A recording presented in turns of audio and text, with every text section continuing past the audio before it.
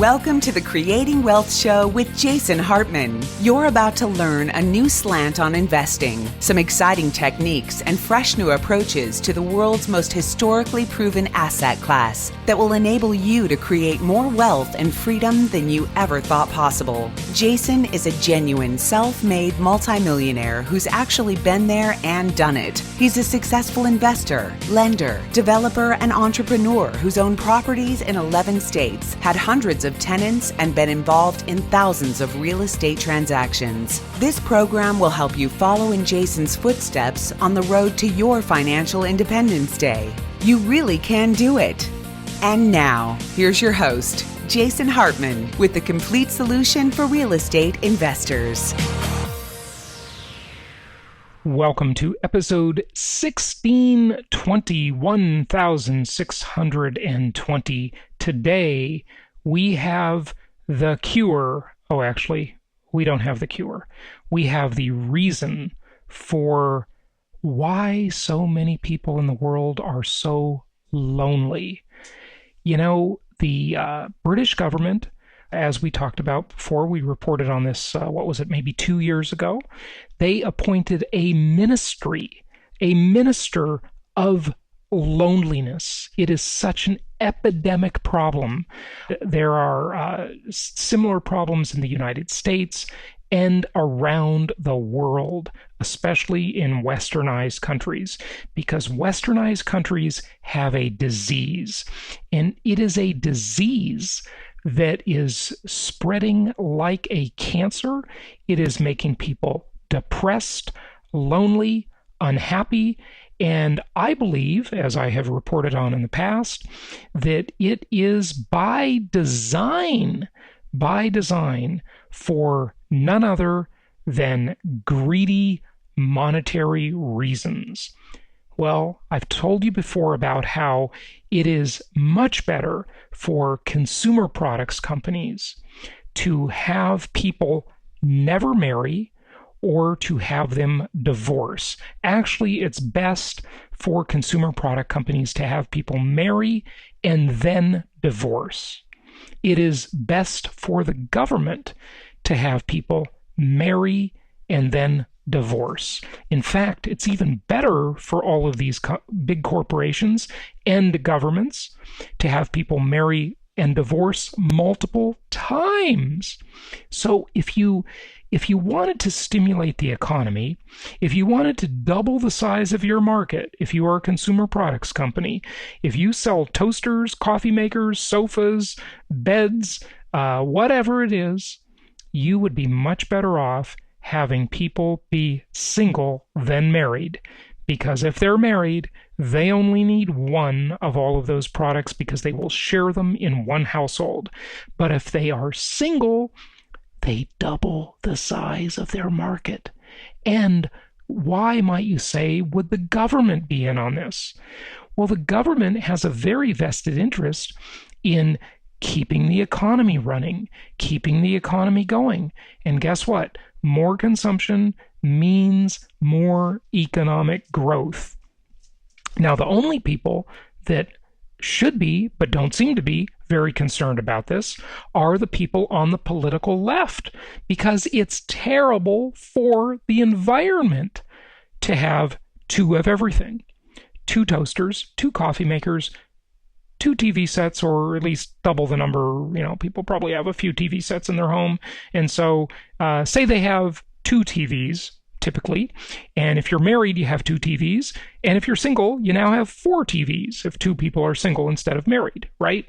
They got 2 sofas, 2 beds, 2 coffee makers, 2 toasters, 4 television sets, and double of everything else. So they've doubled the size of their market, and they have increased the consumption base dramatically.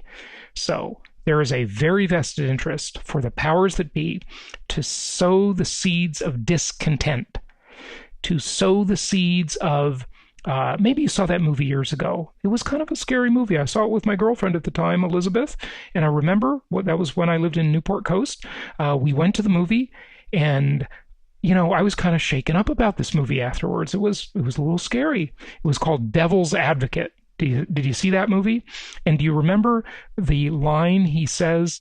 The devil says, as soon as you moved to the city, you were trying to better deal your spouse, right? Sow the seeds of discontent to find a better deal than the deal you have, right? The spouse that you have. And so this is what Madison Avenue has been doing for decades.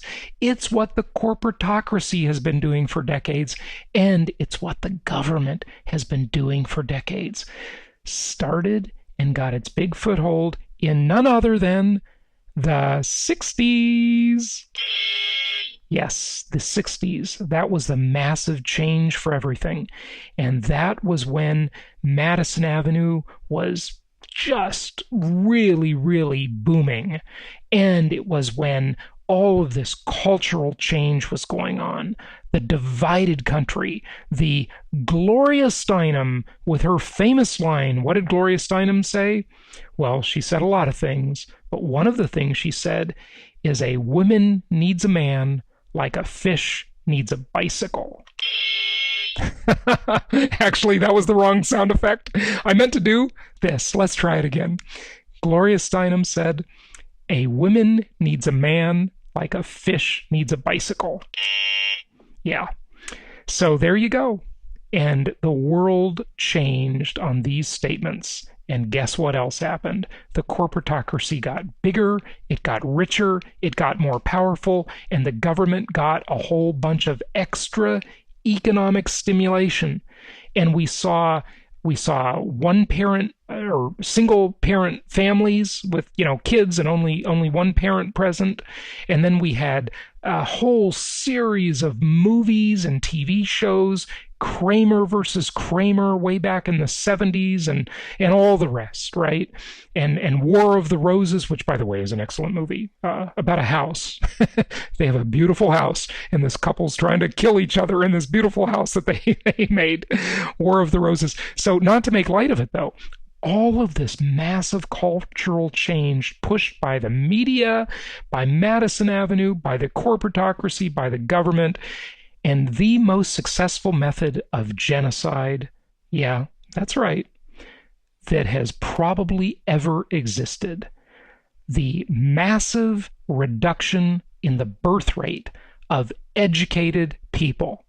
Because guess what? Educated people are the only people that bought the lie. The dumb people didn't buy it. The basic blue-collar people didn't buy it. The immigrants didn't buy it, but the educated people that were behind the cultural shift of the 60s, they bought it hook, line, and sinker. And since then, tens of millions of people in the U.S. have been lonely, depressed, using massive amounts of, psychiatric drugs like Prozac and Lexapro and all this poison, putting it into their system and all sorts of other things. It's just been a huge cultural shift. So our guest will talk about it today. This is a 10th episode show where we go off topic and talk about something of general interest. But doesn't it amaze you how it always comes back to the money? The money. Like Deep Throat in Watergate said, no, get your mind out of the gutter, not that one. Deep Throat, not the famous movie or infamous movie. The Watergate character. He said, follow the money. Follow the money. So always follow the money and you'll find your answer. So there's a big movement behind this, and it is a movement to keep people single. And we've seen marriage rates decline massively. We've seen birth rates decline massively. Look at Western Europe going extinct. Look at Japan going extinct. And look at the U.S. population of the baby boomers and the Gen Xers, my generation, going extinct. Not the immigrants. See, when you look at the U.S. population overall, the immigrants actually have children, right? And they have higher marriage rates. But the folks that were here in the 60s behind the cultural shift, nah, they're just slowly going extinct. And so it has been a massive, massive change. But temporarily, it's much better for government and much better for the big corporations because the consumption doubles. The economy, in an economy where you have 70% of the S&P 500 being consumer spending, if you want to double your market size, you got to sell 2 toasters, 2 washers and dryers, 2 refrigerators, 2 sofas, 2 of everything, not just 1. And the way you do it is you keep people single, or if they're married, you help them become discontent so they get a divorce. And then it's actually better if they don't stay single. It's better if they get married, get divorced, get married, get divorced again and again and again, because then you prop up the whole wedding industry and there's more money spent and more debt incurred. And that's what it is. It's all about making people massive consumer drones and debt slaves. And that's the plan from the top, folks. Whether you believe it or not, you can just see the result of it everywhere you look. Okay? Now, before we get to our guest, let's just take a moment. We got to take a moment for this because it's like, folks, you can't make this stuff up. It's so insane, you can't make it up. So let's look more to the left, just like we were when we talk about the cultural disaster that has sickened our country for decades. And by the way, once again, I want to reiterate my advice. You must watch old movies, watch old TV shows, read old books, listen to old music. The music from the 70s was the last real vestige of romantic music, where men mostly were singing their heart out for women, pining over women, loving women. I mean, the lyrics to any 70s song, whether it be John Denver or, the Bee Gees or any of them. I mean, there's so much of it, right? And then women actually loved men back then, too. My favorite, Karen Carpenter, the late Karen Carpenter, the most incredible human voice possibly to ever walk the earth. What a sad story. Karen Carpenter left us way too soon. I mean, her voice, like my friend Scott says, it's like melted butter. It's just, her voice is incredible. And folks, that was before auto-tune, okay? The voices nowadays, they're all corrected with computers and software and technology. Back then, you were actually listening to the singer, okay? And so it all changed. Massive shift. It lingered on. And then in the 90s, it all, 1990 was the peak of civilization. The culture war was over. That's the real turning point. That's when it ended. All the music got really ugly and disgusting and vile. And hey, do I sound like an old person? Well, I am a little older. So yeah, I guess I'm sounding older. So I'm the stodgy old guy. Okay, go ahead. Yes, I am. But that's what happened, folks. It's the culture war. Like I said yesterday on the live stream, the culture war is over and the good people lost. But it's still an amazing time to be alive because we got all this great technology, this super high standard of living, even in the midst of dire circumstances. People still have actually quite a high standard of living mostly. So it's a very divided thing, and it makes it hard to evaluate. It really does. But psychologically and culturally, the Western world is very, very sick. Advanced countries are very, very sick. The prescription drug usage, the depression, the loneliness, it's just beyond the beyond. So I hope to awaken you to some of this stuff. And our guest today will also. Okay, let's get on with our 10th episode guest. Remember, this is a 10th show. Tomorrow we'll be back with a regular show, and I should make the announcement for next year, starting in the new year, we're going back to 3 episodes per week, folks. Monday, Wednesday, Friday. We'll have 5 episodes per week until the end of the year, and then we are going back to our Monday, Wednesday, Friday schedule to have a little more time and resources to put into our YouTube content. If you aren't subscribing to us on YouTube, please make sure you do, because we are really planning to up the quality of our YouTube content dramatically in the new year, and you're going to love it. So there you go. All right, let's get to our 10th episode guest. This one's going to be controversial. Here it is. It's my pleasure to welcome Karen Straughan to the show. She is a critic of political feminism and an advocate for men's rights. She is based in Edmonton, Alberta, Canada, and she is the mother of 3 children, and she is best known for her infamous YouTube channel, Girl Writes What. Karen, welcome. How are you? I'm good. How are you? Good. It's good to have you on. So tell us what's going on in the political arena vis-a-vis feminism. I think that's a hotly charged word, and I think it's a very misunderstood word. I think, a lot of women and men would call themselves feminist, but not really, people have very different definitions of that. Maybe you can help us by understanding it or defining it first. Oh, well, as Naomi Wolf once told me, there are a million different feminisms. So, you can't really pin it down. I've described dealing with feminism as sword fighting a fart. You're just never going to be able to pin it down.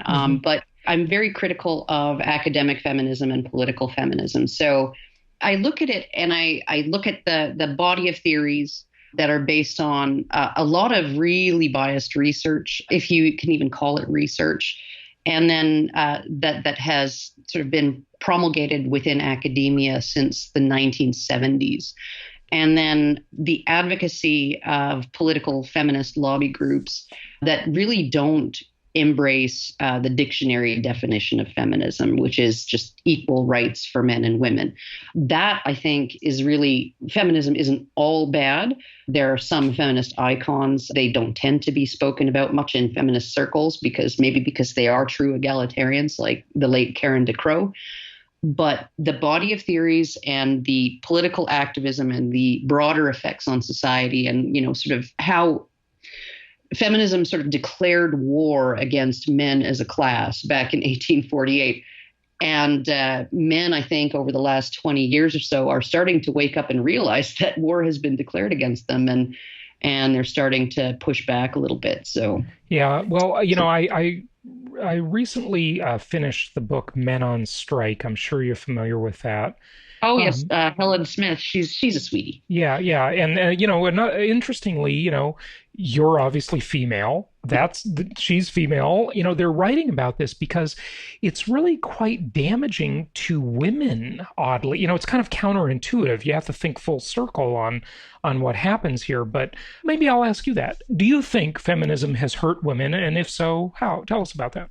Oh, I think it's hurt everybody. It's hurt women in terms of, if you look at sort of the feminist prescription for a good life for a woman, it's, you go, you get your career, you work, you stay single until your 30s, and then you settle down and do IVF because you can no longer conceive naturally. And it's just the timeline that they're proposing that women should follow is kind of backwards.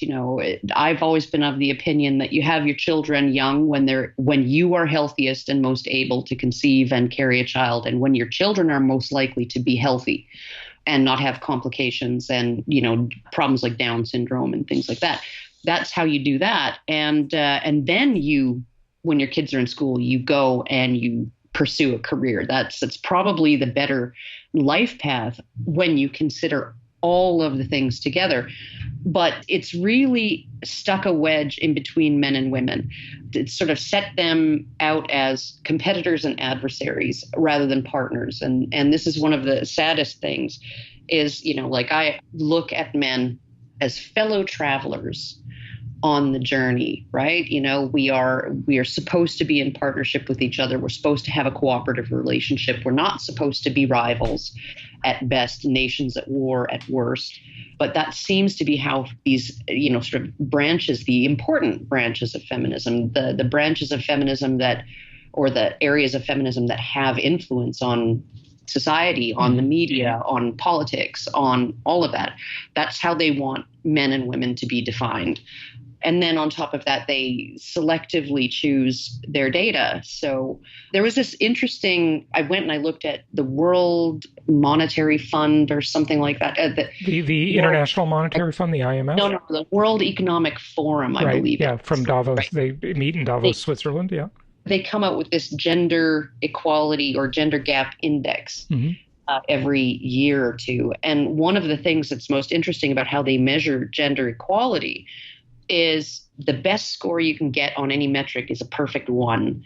And if you are not equal, then you get less than 1. But the way they measure it, and they actually say this in their introductory preamble, is if men are ahead of women on some metric, then you get a score of less than 1 on that metric. But if women are ahead of men, such as in post-secondary enrollment or life expectancy or whatever, you actually still get a perfect 1. So if, according to how they measure things in that index, if no men went to university ever, and men were suffering and were falling behind women at every single metric, a country would still get a perfect 1. They'd be considered perfectly equal. So, this is kind of what I try to point at and draw people's attention to. Yeah, that's interesting.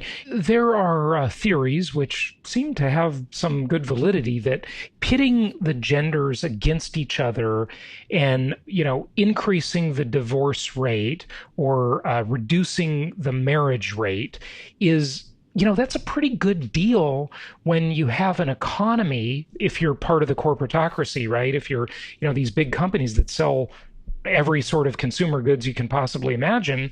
When you have an economy that is 70% consumption, like the US is, and if you get people to not partner up, or if they're partnered, if you drive a wedge in between them so they split up, heck, you can sell them 2 sofas, 2 houses, 2 coffee makers, 2 of everything, right? 2 refrigerators, yeah.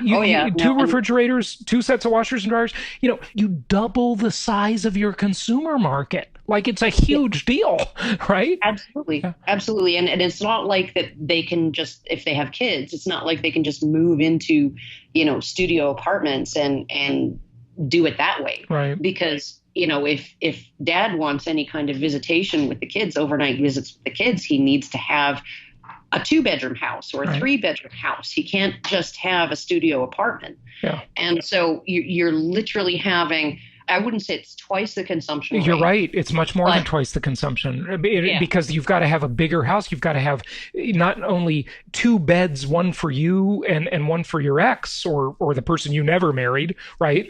But you've also got to have double sets of beds for the kids at each house, right? Yeah. Yes. And, there was, I forget who it was. I saw it on a documentary called Demographic Winter. I would actually highly recommend anybody to watch that.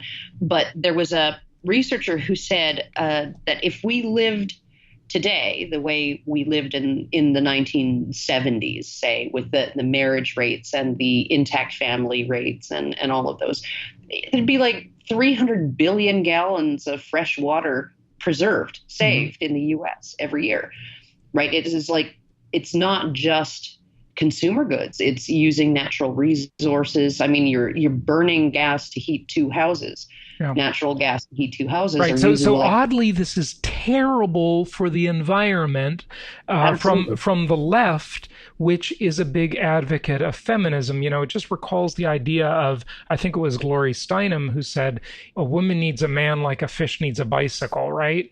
And, this is just so untrue. Both genders need each other. People couple up. It's happened that way throughout history. And this narrative has just tried to destroy that whole idea, that whole happy idea of traditional family life. Well, and now you're seeing men finally taking a stand and saying, well, a man needs a woman like a bicycle needs a fish. Yeah. Well, there's a name for that. It's called MGTOW, men going their own way. And it's a sad state of affairs that, like the title of that book many men really have gone on strike, because and it's not even, a lot of them aren't even consciously taking a stand and right. saying, I'm not going to pair up, I'm not going to do that, I'm not going to do what I'm told. A lot of them are just losing interest, losing motivation. There's no incentive for them to perform above minimum capacity.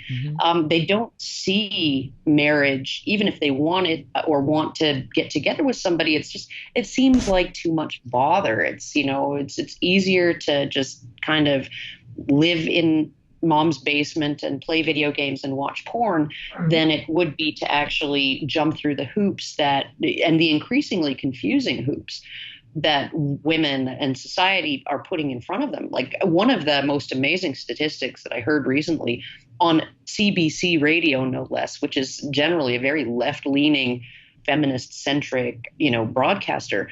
But one of the panelists said, well, 35% of working age men under age 25 in Canada don't have jobs. They're not working. Yeah. Yeah. Right. No, I know. I mean, it's odd that you get the radical left complaining, the radical left, especially females, complaining about these things, because women are surpassing men in like every category you can imagine.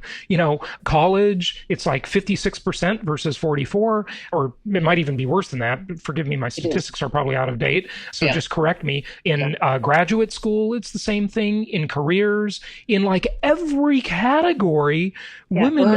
Earnings, if you're single and childless and under age 30 or 35, women are now earning 8% more than their same age male peers. Right. So, you're sort of looking at it and you think, how can this be portrayed as some oppressed class? It's just the complete opposite is true.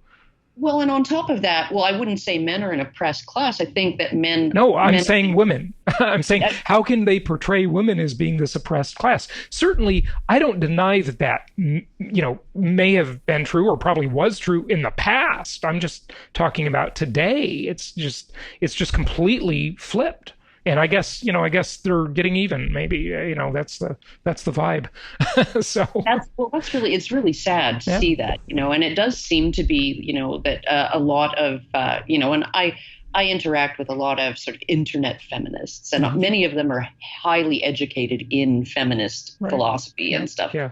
And they really do seem to have a vengeful streak, right? It's women's turn to be on top now, and it's your turn to suffer all the depredations that we believe women suffered in the past because of men and all of this, right? And it really does seem to be, sort of a vengeful, spiteful. Oh no, there's no question about that. It's awful. I've had a few encounters on Facebook with that type of just hateful, complete intolerance. You can't even have a discussion. It's absurd. Oh, it's really eye-opening when you actually say, there are 14-year-old boys who were statutorily raped by adult women who are paying child support out of their paper route.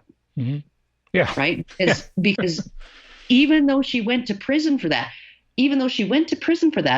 right? She gave custody of the kid, temporary custody to her sister. She got out of prison. She got custody back. And then she went on welfare, and the government forced that child support out of that boy. That is absolutely, that would never happen the other way around.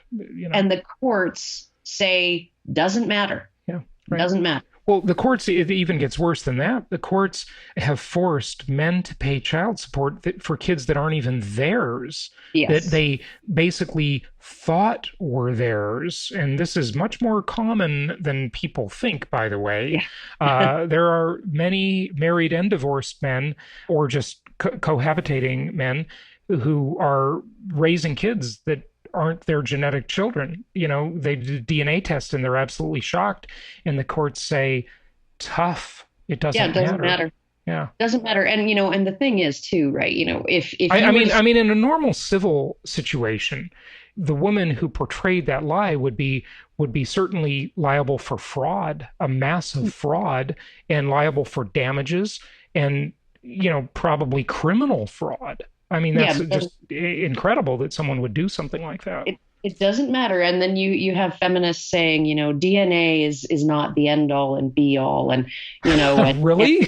DNA doesn't make a father, right? And I'm thinking, okay, so there was this woman who in France, I believe, who accidentally went home with the wrong baby Right. and raised that baby for 16 years and was a mother to that child, right? And then found out through some medical emergency or something that this is not my child.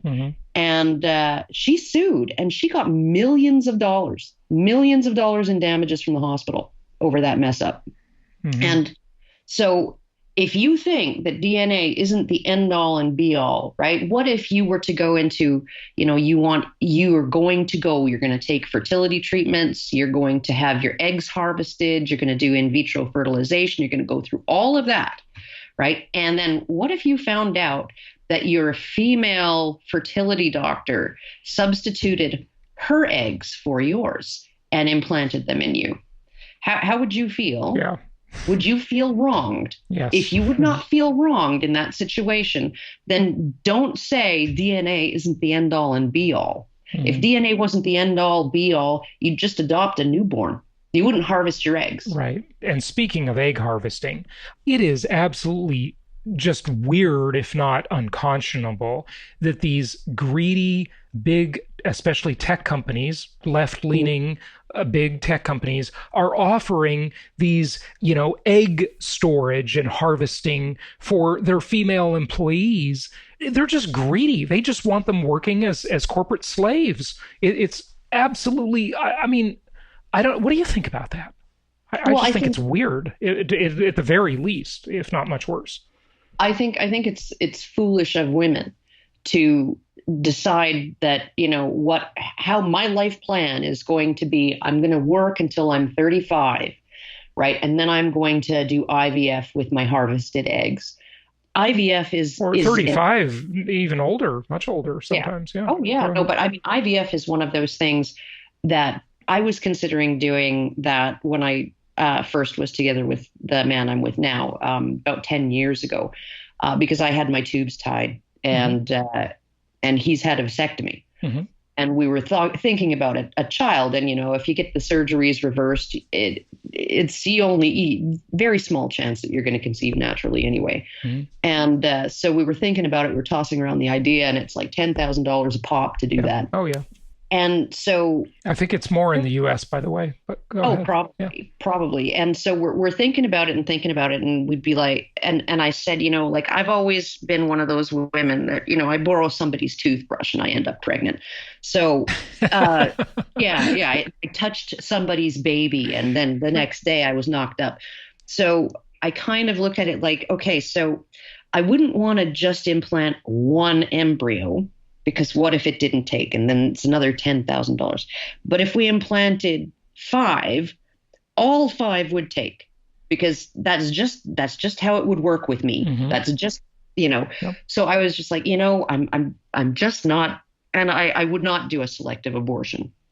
I would not do a selective termination of 3 fetuses. Right. Yeah. And that's a whole nother discussion. We've already offended enough people today, but we won't get into, let's not touch the abortion one today. Just for me, I would not do that. I would not be able to do that. Got it. Okay. So, what do you say to this school of thought? It's interesting how, we talked a few minutes ago about the negative impact on the environment of splitting people up or keeping them from getting together in the first place. It's much more environmentally friendly for people to be coupled up, living in one house, having one set of everything that they share, than it is for them to be separated in 2 houses, having 2 sets of everything, plus even more if they have children, as we discussed. So that is bad. Feminism is bad for the environment. We've determined that, okay?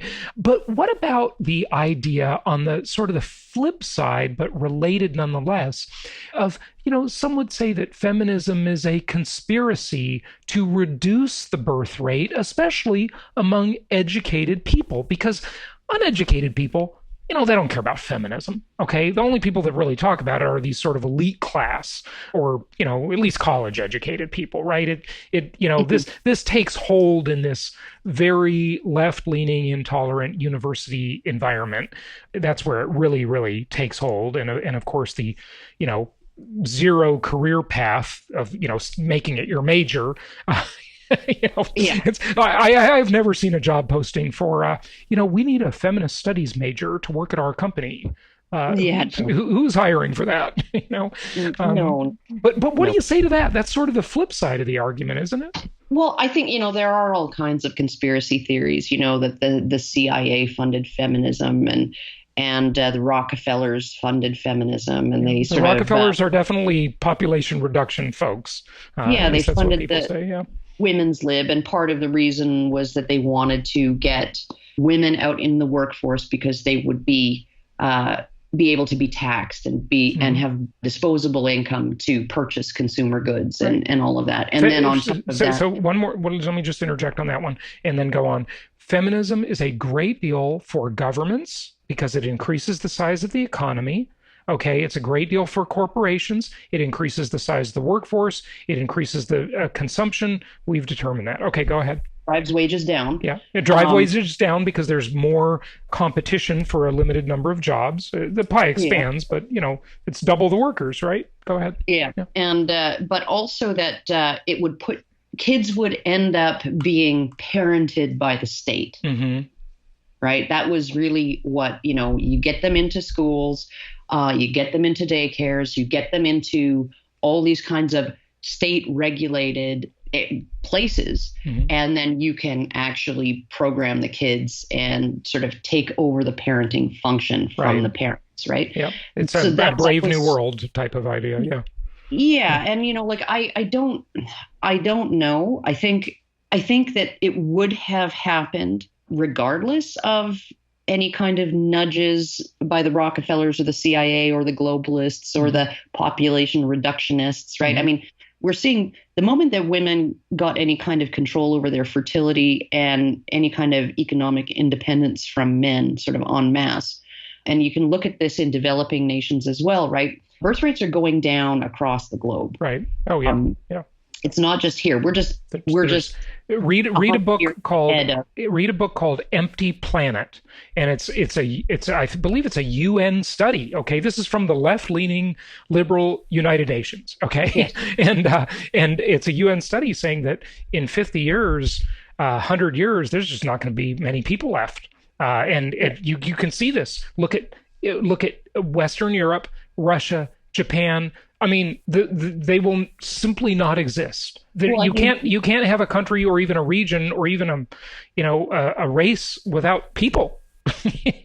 Agreed. And you look at it too, like because birth rates are falling even in developing countries and second and third world countries, I guess we used to say. Yeah, right. Developing countries. Be politically correct. Yes, go ahead. Yeah, but you're looking at birth rates declining there. And then you're also looking at, and this is one of the real knock-on effects of our declining birth rates here, is we have to import people from countries that are still growing. Right. But so much of that, you end up with father absence in those countries. You end up with brain drain. And father absence has all kinds of, as Warren Farrell probably told you, negative effects on children. Oh, sure. And then you have brain drain in those countries. So we're taking, because we want to be equal and feministy and, and 56% of our medical students right now are women, women only put in between 50% and 75% of the actual doctoring over their lifetimes that men do. Right. So we need because they leave the workforce to have children. Is that what you mean? Yeah, they leave the workforce to have children. They often don't specialize, so we're lacking in specialists. And they'll go into family practice or pediatrics, and that's generally where women tend to go. So we're lacking in specialists who are, surgeons and, enterologists and immunologists and stuff like that. So, but you also look at those countries where we're poaching doctors from, because we need doctors and women aren't following through. They leave the workforce to have kids. When they come back, they rarely come back full time. Mm-hmm. Right? Yeah. Right. So you're just literally, you're just getting less out of female doctors than you are out of male doctors. And then we poach doctors from countries where access to health care is so limited, and we hurt those countries. Limited. Yeah, it's terrible. We're exploiting these countries for our own convenience. And you could even see this with some of the Brexit rhetoric with the Remainers, right? Well, if the Poles and the Romanians can't stay, who's going to pour our coffee? I know, it's unbelievable. That's so ridiculous. Those kinds of statements are just intellectually stupid. People in the U.S. say, well, if we didn't allow all this illegal immigration from Mexico, who would pick the strawberries? I don't know. They used to have strawberries in the 50s and the 40s and the 30s. And, we didn't have this problem back then. It's like, this is just, this is such a snobby argument. It's ridiculous. It is. Who'd pick the strawberries? Teenagers. Yeah. Right. When I was a teenager, I had friends who used to be, they were called chicken pickers. Yeah. And so you'd have a chicken farm, and these were like sort of not quite free range chickens, but they weren't raised in boxes. Mm-hmm. And so they were, kind of packed into a pen, and they'd have to be loaded into the crates to, the wire crates to go on the trucks to go to slaughter. And you got, if you were really good at it, you could grab 3 chickens by the legs in each hand. Yeah. You'd be covered in scratches at the end of the day, but it was a job for teenagers. Right. Yeah. Yeah.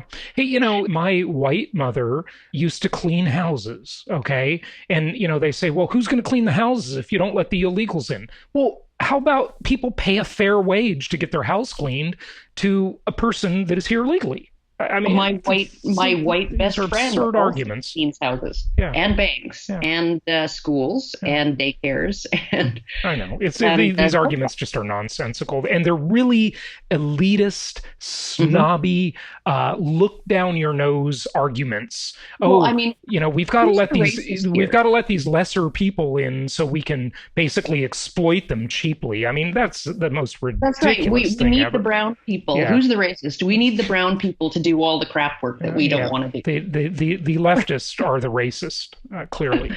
Yeah, unbelievable. But okay, well, finish the point though. We got on a little tangent, and I want to ask you one more thing, and we'll wrap it up. Just about the general culture. The point being that I don't think that there needed to be any kind of massive conspiracy on the part of government or these big international organizations. I think that feminism really dovetails with a lot of our innate psychology. It's a very easy narrative to believe, that women are vulnerable to harm and that men can be bad actors. It's very easy for us to believe that. And that's certainly been true with individual cases and at times in history. There's no question about that. So that's why it's easy to believe, right? Well, no, it's easy to believe, I think, because of for biological reasons. So women having, you can go on my channel and explore some of this, but we are very, very, very keyed into the idea of women being harmed. We want to protect women. I think that that's a natural, innate thing that's been in us for millions of years. Right. As it should be. And we don't so much, like when men are absorbing violence and hostility, that's their role. That's their role in the world, right? Is to be the people who stand in between women and the violence and hostility of the world, right? Between women and children and the rest of the, hostile nature. So, we sort of have this idea that, well, when we see a woman being harmed, it really sticks out to us. When we see a man being harmed, it's just business as usual. Right. And so I think that really has been the major propeller or propellant of the feminist narrative, the reason why it's so easy to believe, the reason why it just feels right to us. It feels like, they're right about that, is because of the differences in how we perceive men and women and their roles. And feminism has actually exploited. They say that they want to upend gender roles. They want to get rid of gender roles, but really they have consistently exploited our innate views of men and women and their roles in order to extract all kinds of privileges and benefits for women and marginalize men to the point where there's a significant portion of them who are just walking away from any kind of feeling of duty or obligation to society. And there are many examples of that. You know, it used to be women and children first, and that concept was automatic in society throughout history. You didn't need to legislate it. It was the way they got off the Titanic, and it was the way of the world. And people would naturally do that. But now men are going on strike, and they're just saying, look, I'm going to save myself. I don't care, you know, and that's a sad state of affairs. So maybe they're saying, what have you done for me lately? Right, exactly. Lady? And you know, like, this is supposed to be a reciprocal relationship. Right. Right. So no, absolutely. And it should be reciprocal. You're absolutely right. So speaking of that, and maybe we'll wrap up on this question. So maybe my listeners don't know, but I am a huge fan of many kinds of music. But what I like especially is I like the 1970s singer-songwriters music. And that music, from the Carpenters to England Dan and John Ford Coley to everything else, the artists I can't even think of. All of that music, John Denver, whatever, right? It's romantic, it's sweet, it's caring, it's where men are professing their love toward women and how they want to do everything for them and make their lives about the women, you know, that they're fond of, right? And now you look at the disgusting music, you know, between hip hop and rap that is so anti-women. And it's so odd to me, it makes no sense whatsoever that the left embraces this type of junk. It's awful. And they seem to say and believe the opposite thing, but the culture war has just been the completely opposite way. So the question of the day is, don't you think women had a better deal back then when men would give their lives for them, or that profess their love to them and serenade them? No men don't do that anymore. This might be one of the reasons for the paradoxical decline in female happiness, right? Yeah. So, from the beginning of when we started measuring people's satisfaction with their lives, women always reported a higher level of satisfaction with their lives than men, until the two lines intersected in the mid-70s and started to go in opposite directions. So women have been becoming less happy since the mid-70s, and men have been, they've had a slight incline, but not significantly. And I think what you're seeing is you're seeing a lot of it has to do with expectations being too high. You know, if you go on OkCupid, and Tinder did some research that was quite revealing. OkCupid asked men and women to rate the profiles of the opposite sex, just a random set of profiles. And men's bell curve rating women looked pretty much like your normal bell curve in terms of, the average was the average, right? They rated women average, and they fell in the average. And then there were attractive women and unattractive women on the tail ends, right? But women rated 80% of men on the site as less than average in attractiveness. So like they broke math. They broke mathematical law. 80% of men were less than average in attractiveness. And when you go on Tinder, it's even, because that's for casual sex, not relationships. It's even more stark, right? Men swipe right on approve of about 60% of the profiles of women that they come across. And women swipe right on only 5% of men's profiles. So according to women, only 5% of men are fit for casual sex, and only 20% of men are above average, right? And so I think that what we're seeing is, because this is a free sexual marketplace, we've never actually had a free sexual marketplace before. And there were, even after divorce and even after, premarital sex would not get you totally stigmatized, even when shacking up had become a thing. Mm-hmm. You still had a certain amount of social disopprobrium, right? Right, in terms of approving of casual sex, approving of serial monogamy and things like that. But now we have this completely free marketplace, and we're seeing 80% of men being squeezed out, right, because of women's expectations. Mm-hmm. And so it's almost like we're going back to a harem system of doing things. And that's where we came from between 2 and 6 million years ago, was, the system of chimpanzees, the system of baboons, where, you have excess males. 80% of males have no prospects whatsoever, and 20% of males sire all the offspring and get all the booty. So we're kind of heading back there in a way, and I think that part of women's unhappiness is that they have this expectation that because they could have sex with that hot guy, that they could be able to form a long-term relationship with him. And no, that's just not going to be the case, right?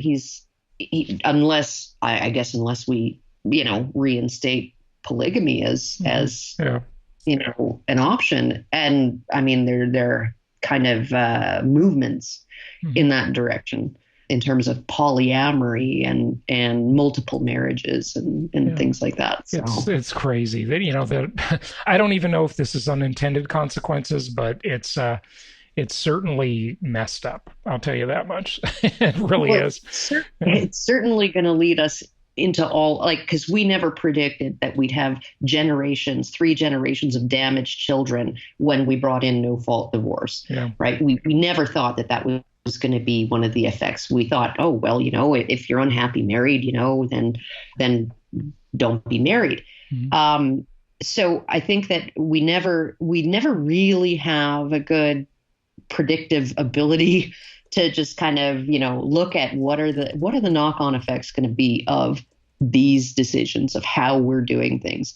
And so we end up often by the time we've realized that something's a problem, because it's become a big enough problem amplified over time, and then we reverse engineer the causality and find out what caused it, it's often way too late to reverse course. I mean, we're used to these norms now. Women aren't going to give up no fault divorce. It's too beneficial to them. It's never going to happen. So and that will make the marketplace smaller. It's like you raise minimum wage and guess what? You just increased unemployment at the same time, and that's sort of exactly the market dynamic that's happening here. Give out your website or your YouTube channel or whatever you want people to know so they can find your work. Am I allowed to swear? Well, are you FCC regulated? Yeah, we are not FCC regulated, but if there's cussing, we could get a adult rating. I'll put it that way. So. Oh, well, okay. So I'll just say my blog is owningyoursh1t.blogspot.com. How's that? Okay, well, that's pretty light. Go ahead. Yeah, I think people get it. Yeah. Good stuff. My YouTube channel is Girl Writes What. I have a lot of different presentations that I've given that are up all over YouTube. So if you just put my name in the search bar, Karen Straughan speech or Karen Straughan presentation, you should be able to find lots and lots of stuff up there on YouTube, that's not necessarily going to be on my channel. Karen, spell your last name for the listeners, though. Straughan. Good stuff. Karen, it was, great having you. Thank you for sharing some of this information with us. And let's hope the world wakes up and recovers from these crazy culture wars. The fact is, at the end of the day, everybody needs each other. And we're all in this together. And, maybe the COVID crisis has shown us that to some extent for sure. But, beyond this, we need each other. And we need to treat each other nicely and in a welcoming fashion. This is not a war. Why are people treating things like there's a war? There's not a war here, or there shouldn't be. Yeah. Agreed. Yeah. Good stuff. Okay. Thanks again for joining us. Thank you. Take care.